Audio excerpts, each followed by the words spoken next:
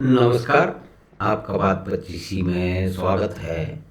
और बात पच्चीसी में हम एक बहुत ही महत्वपूर्ण व्यक्ति की बात कर लेते हैं, यानी कि वो व्यक्ति इस प्लेनेट पे, इस धरती पे पहली बार जिसके पास काम नहीं है, जिसकी नौकरी छूट गई।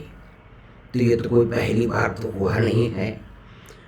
और ये नौकरी के लिए वो आदमी रो रहा है कि मेरी नौकरी ले ली, जिसका लाखों करोड़ों रुपए का पैकेज था। तो कुछ हजार वाले लोग और कुछ लाख वाले लोग भी तो नौकरी से अपने कारण से या दूसरों के कारण से निकाले गए हैं।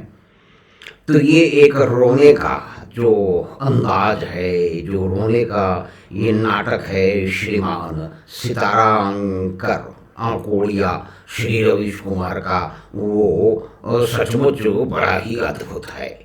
और इससे अधिक अद्भुत क्या बात हो सकती है। ये महाशय लगातार ये स्थापित करने की कुछ चेष्टा कर रहे हैं कि उनसे ज़्यादा परेशान कोई नहीं है, क्योंकि उनकी करोड़ों की नौकरी किसी ने ले ली। अरे तो भाई, कुछ हजारों की नौकरी भी कुछ लोगों की गई है, मजदूरों की गई है, क्लर्कों की गई है, इंजीनियर्स की गई है, उन व्यापारियों के व्यापार बंद हुए हैं, छोटी छोटी दुकानें बंद हुई हैं, थड़ी बंद हुई है। अभी पेंडेमिक के दौरान तो छोटी छोटी सब्जी की थड़ी थी, वो भी बंद हो गई। तो उसके लिए ये महाशय उतर आए दुनिया भर को दोष देने के लिए। लेकिन मुख्य बात यह है कि ये किस तरह का एक अमीर आदमी जो कहता है मैं सबसे अधिक जो है वो कॉस्टली एंकर हूँ, मैं सबसे अधिक पैसे लेता हूँ, और आप मेरा ही चैनल देखो, दूसरों के चैनल मत देखो, क्योंकि बाकी सब गोदी मीडिया हैं।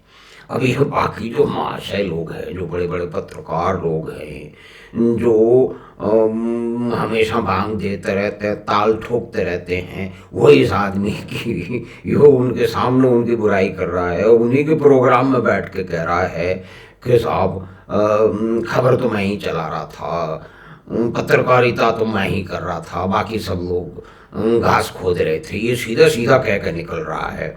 और ये बाकी सारे के सारे लोग बड़े बड़े धुरंधर, बड़े बड़े दिल्ली के पत्रकार, और पता नहीं पैसा गाड़ी पे चलने वाले पत्रकार, और दाढ़ी खुजा करके, हाथ खुजा करके फारूक अब्दुल्ला से डांट खाने वाले पत्रकार, ये लगातार कह रहे हैं, उसकी बात सुन रहे हैं और गर्दन हिला रहे हैं। यानी कि कितनी अजीब बात है कि जिसका लाखों करोड़ों का पैकेज था, जो 24-25 साल से जो है एक जॉब में रहा, चलिए अच्छी बात है, बहुत सारे लोग रहते हैं, लेकिन खुद इस्तीफा दिया, अपने विचारधाराई कारणों के कारण इस्तीफा दिया। किसी ने कहा तो नहीं था, लेकिन उनको जाना ही था, ड्रामा करके जाना था, हल्ला मचा के जाना था, और जैसे उनकी रोने की आदत है। और आजकल ये महाशय घंटियां बजा रहे हैं।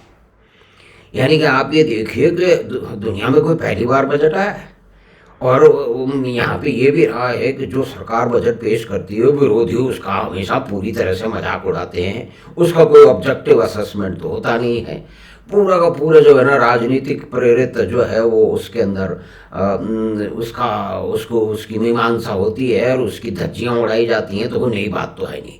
तो ये महाशय घंटियाँ लेके उतर गए, घंटियाँ बजा रहे हैं आजकल। यानी कि जिनके पास काम नहीं है वो घंटियाँ बजा रहे हैं। और ये बहुत बड़े बड़े राजनेताओं की पार्टियों में चलते हुए पाए गए हैं, और कई जगह हाथ बांध के खड़े हुए पाए गए हैं, महान जातिवादी लोगों के साथ और दूसरे लोगों के साथ भी। यानी कि ये तो अपनी राजनीति तो इनकी हमेशा तो बिल्कुल सामने साफ थी, लेकिन ये रो किसके लिए रहे थे। और आज ये कह सकते हैं, ये इनमें कोई बुराई नहीं है, ये कहेंगे कि अडानी को मेरा श्राप मिल गया, श्राप लग गया अडानी को, ये भी ये वहाँ से कह सकते हैं।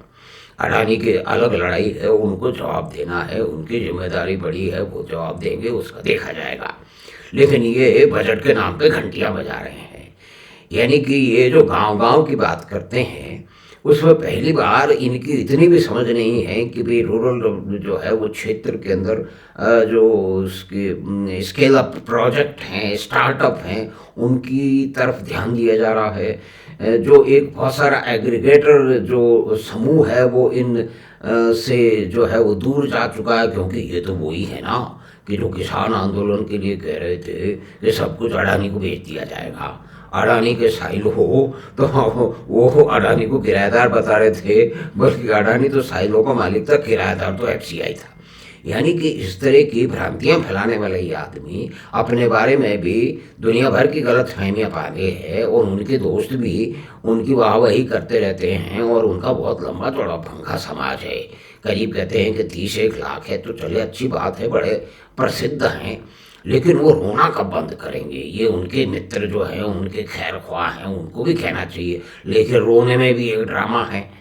तो विक्टिमहुड का कार्ड ये लगातार बहुत सारे लोग इस देश में खेलते रहे हैं, दुनिया भर में भी खेलते रहे हैं। तो ये माशा आजकल घंटियां बजा रहे हैं, यानी कि इनको बजट में कुछ मिला ही नहीं। और घंटियां तो इन्होंने पहले भी कठुआ में जो कांड हुआ था उसमें घंटे बजाए थे, और उन्होंने करीब करीब सिद्ध कर दिया था अपने आक्षेपों से और अपने चेपकों से कि मंदिरों में पता नहीं कितना कितना सब अनाचार होता है, कहीं दूसरी जगह तो ये नाम लेते नहीं। तो इनकी राजनीति, इनकी जातिवादी प्रवृत्ति, इनकी रोने की आदत, इनकी घंटे बजाने की मजबूरी जो है, उसके बारे में अब क्या कहा जाए।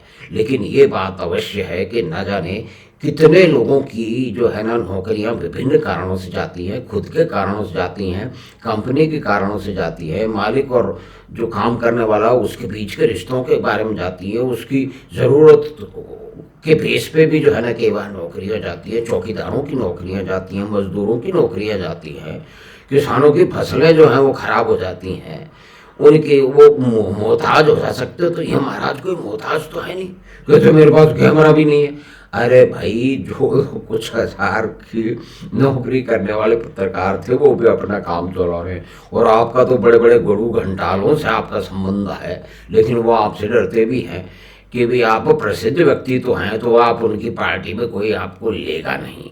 तो खैर कोई हो सकता है सपोर्ट कर दे कि भाई एक आदमी पहुंच जाए, जैसे इन्होंने पहले एक व्यक्ति को पहुंचाने की बड़ी कोशिश की थी, 5-6 प्रोग्राम लगातार किए थे, लेकिन वो वहाँ से हार गए। तो हम तो ऐसा नहीं चाहते कि हार जाएं, जीतें, इलेक्शन लड़ें, और उसके बाद में जो उनको करना है वो करें, लेकिन ये कम से कम रोना बंद करें। ये लगातार होते रहते हैं, विक्टिमहुड का कार्ड अब ज़्यादा नहीं चल सकता, लेकिन अगर चलाएंगे तो फिर हम लोग क्या करेंगे? कोई बात नहीं है, वो अपने रोते रहें, और आप और हम जैसे साधारण व्यक्ति इन महान सितारा पत्रकारों की रोने पे हंसते रहेंगे। तो धन्यवाद, नमस्कार।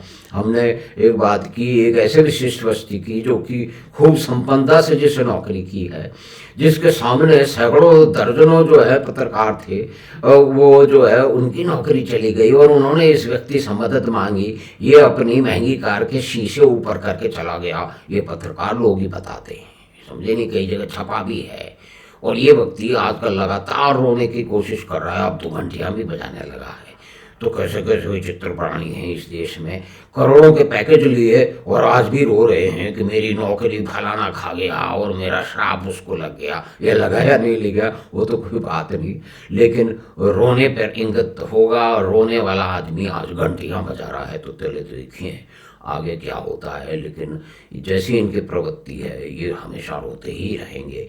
तो हमने बातचीत की दुनिया के पहले जॉबलेस आदमी से, जिसकी नौकरी चली गई। इनके अलावा तो किसी की पहले गई ही नहीं, अगर इनकी बात मान ली जाए तो। लेकिन यहाँ पर हम मानते हैं कि कितना बड़ा झूठ है। तो हमने बातचीत की एक जॉबलेस पर्सन की, जो पहली बार इस धरती पे आया और उसने रोना शुरू किया। आज भी रो रहा है, कल भी रोएगा, परसों भी रोता रहेगा। तो हमें आशा है कि छोटी सी बातचीत बात 25 आपको पसंद आई होगी। तो आप चैनल बात 25 को सब्सक्राइब करें और लिंक अपने मित्रों के साथ साझा करें। धन्यवाद, नमस्कार।